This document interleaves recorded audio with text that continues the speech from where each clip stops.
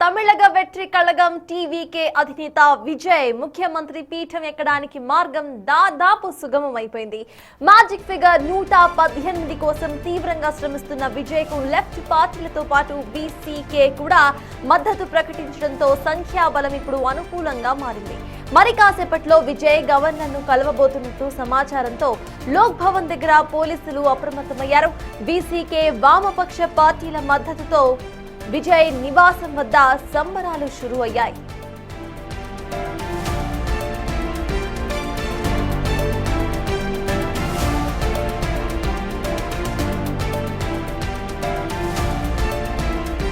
తమిళగ వెట్రి కళగం టీవీకి అధినేత విజయ్ ముఖ్యమంత్రి పీఠం ఎక్కడానికి మార్గం దాదాపు సుగమమైంది.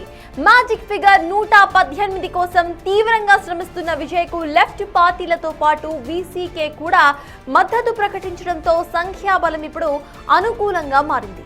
మరి కాసేపట్లో విజయ్ గవర్నర్ ను కలవబోతున్నట్టు సమాచారం. దీంతో లోక్ భవన్ దగ్గర పోలీసులు అప్రమత్తమయ్యారు. బీసీకే వామపక్ష పార్టీలు మద్దతు తెలపడంతో విజయ్ నివాసం వద్ద సంబరాలు స్టార్ట్ అయ్యాయి. ఇక అంతకు ముందు నుండి ఎప్పుడైతే మ్యాండేట్ రిలీజ్ అయిందో అప్పటి నుండి ఇటు తమిళనాడు చీఫ్ మినిస్టర్ ఎవరు అనే డౌట్ తమిళనాడు ప్రజలతో పాటు యావత్ భారతదేశ ప్రజలందరికీ కూడా కనిపించింది. అయితే విజయ్ సింగిల్ లార్జెస్ట్ పార్టీగా 108 సీట్లతో ముందంజలో ఉన్నారు కాబట్టి తమని గవర్నమెంట్ ఫామ్ చేసే విధంగా అంగీకరించాలి అంటూ చాలా మంది ప్రజలు సైతం కోరారు. అనంతరం విజయ్ దగ్గర ఉన్న 108 సీట్ల సంఖ్యా బలం విజయ్ 2 చోట్ల గెలవడం కారణంగా 107కు పరిపోయింది.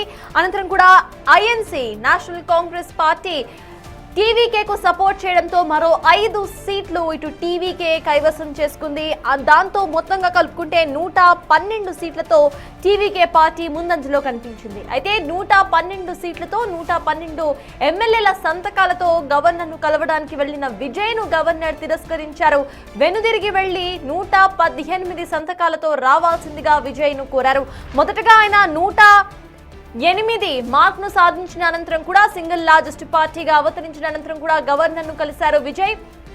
అయితే విజయ్ ను వెనక్కి పంపించేశారు గవర్నర్. ఖచ్చితంగా మ్యాజిక్ ఫిగర్ కావాల్సింది అంటూ గవర్నర్ ఇటు విజయ్ కు చెప్పినట్టుగా అప్పట్లో తెలిసింది. అనంతరం కూడా 112 సీట్లతో విజయ్ మళ్లీ గవర్నర్ దగ్గరకు వెళ్లారు.